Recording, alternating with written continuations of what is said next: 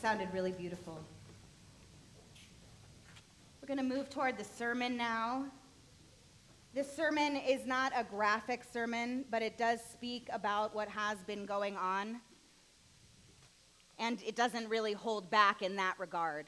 So if in your family or if for you, these words are going to be troubling to hear or triggering to you, or you feel that they're not age appropriate, now would be a good time to step away. Big synagogue, lots of places to go, don't worry. If I am honest,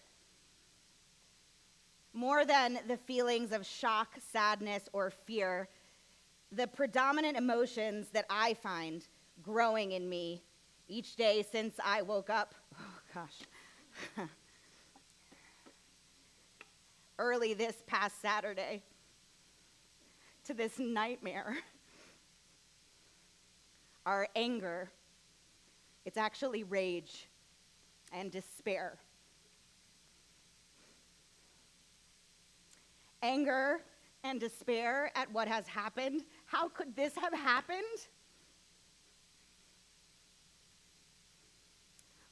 Rage toward the barbarians that did what they did and continue to do what they do.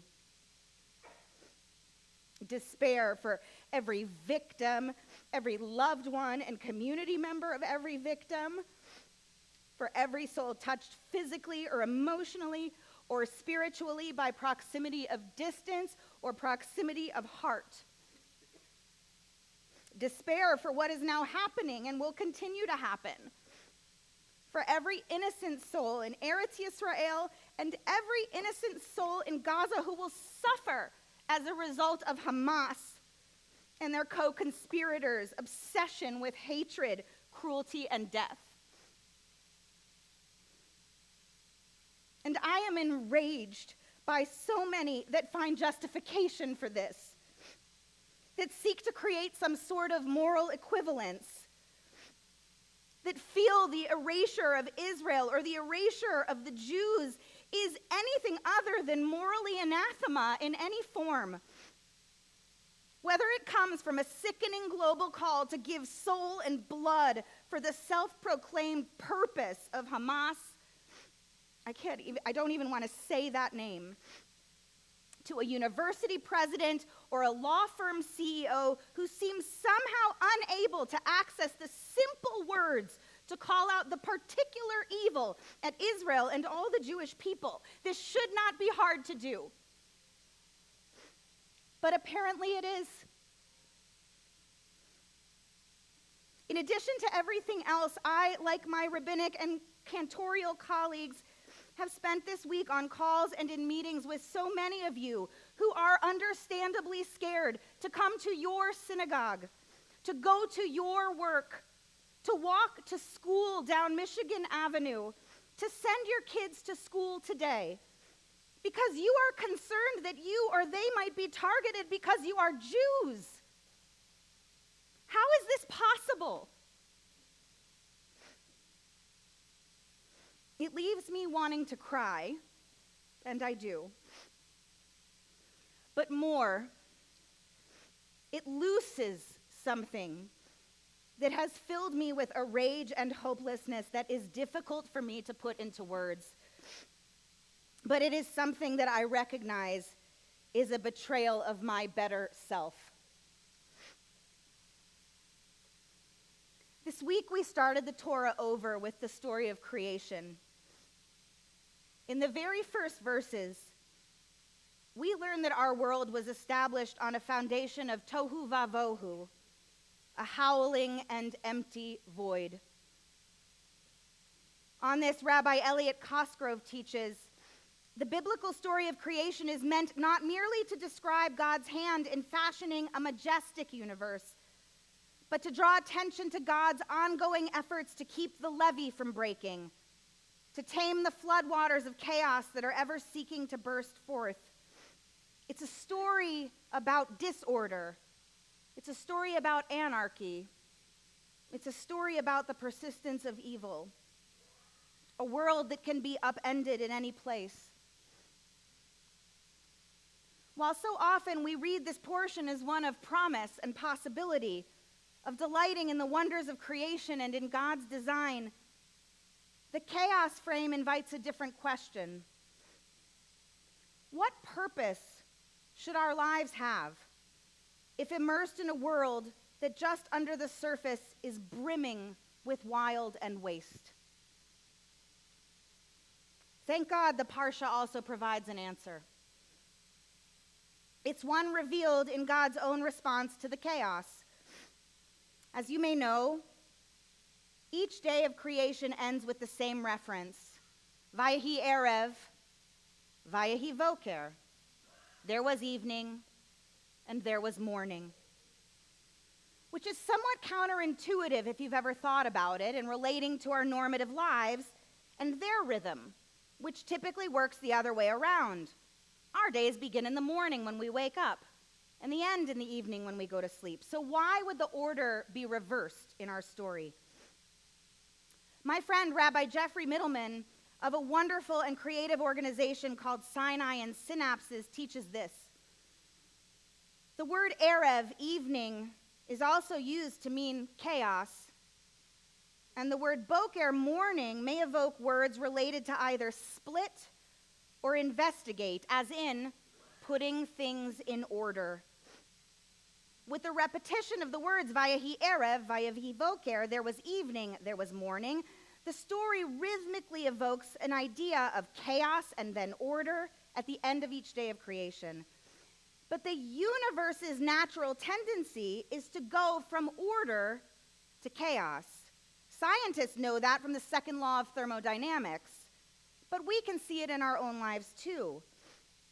And the only way to combat that tendency is to invest time and energy to overcome it. It's no small coincidence that once God finishes the creation of the universe and everything that's in it, God then creates the first human, B'Tselem Elohim, in the image of God, and then the first command God gives to the human is to create a world filled with people to partner with God in continuing to make order in the face of chaos. As the different midrashim teach us, order through wisdom, order through compassion, order through bringing light. If we do nothing, the world remains tohu vavohu, wild and waste. God brings order out of chaos, and if we see ourselves as created in the image of God, that is our job too. It also tells you if a person is living up to being created in the image of God and the order that they work in. So what then is the Jewish call to each of us amidst this chaos that we face? It is nothing less than this. It is imitatio Dei, to do what God did and can still do through us, to bring order through wisdom, order through compassion, order through light. I want to note, though, that part of the mimicking is the acknowledgement of the chaos. The creation story doesn't depict God as one that is ignorant or Pollyanna-ish in the face of turbulent waters. Instead, it's only in the acknowledgement of the chaos that the choice to respond with order is applied. It's no different for us. We don't need to cover up or erase the difficult feelings we're having. They are real. They are a part of the tohu vavohu. To deal with them, we have to recognize they are there. But once we do, each of us does have the agency to choose how much power to give to these feelings and how we allow them to color our own thoughts and actions or not. Make no mistake, because there is no order in tohu vavohu, it's just one boundless mess, a black hole of darkness. Losing sight of our own moral values and our better, higher selves equates to giving ourselves over to the tohu vavohu that we otherwise despise. And while we cannot control what is happening in Israel or in our world, we absolutely can, and I believe should and must control ourselves. our strongest Jewish response to those who would seek to erase us and to the chaos of hate and anger and rage and despair is and always will be coming together, not just in defiance of evil and those who worship darkness and death, because they do, but in the affirmation of our higher purpose, our higher particular Jewish purpose, to provide comfort to one another by being in community, and our pursuit of light and life, especially in the face of hate, anger, and despair. Your being here tonight, in person or online, to celebrate Shabbat, lets there be light. The 3 different young adults called to Torah tomorrow, well, that lets there be light. The couple that will marry tomorrow night under the chuppah in our sanctuary, that lets there be light.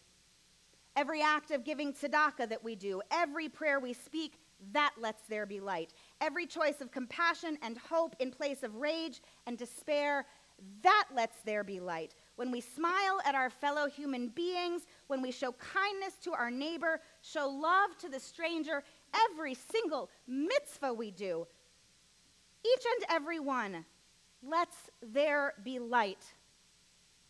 And that defies any darkness. And in this way, we uphold the highest purpose in our deepest Jewish hearts and souls. We will not let meaninglessness win. These are dark days, some of the very darkest many of us have known. But we cannot allow ourselves to lose hope that we might yet bring light. We already are. We can help one another through this. None of us is alone. And strengthened together, we will not allow fear and hate to have the last word, because hope and goodness, blessing and life always have that spot reserved. Am Yisrael Chai. Shabbat Shalom.